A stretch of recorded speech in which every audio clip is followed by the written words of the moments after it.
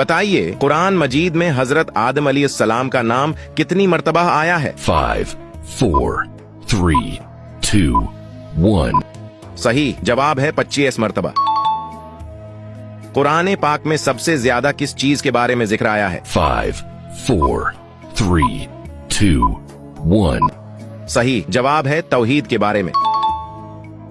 बताइए कुरान मजीद में हजरत नूह अलैहिस्सलाम का नाम कितनी मर्तबा आया है? 5, 4, 3, 2, 1.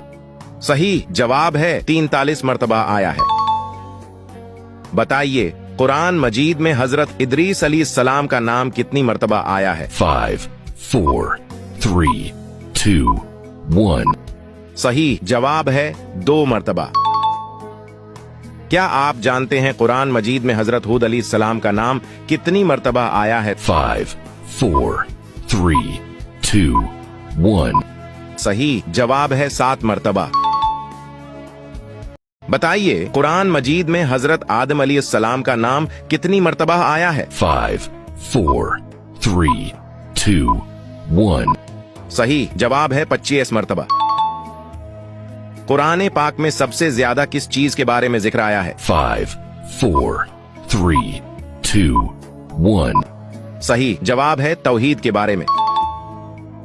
बताइए कुरान मजीद में हजरत नूह अलैहिस्सलाम का नाम कितनी मर्तबा आया है? 5, 4, 3, 2, 1.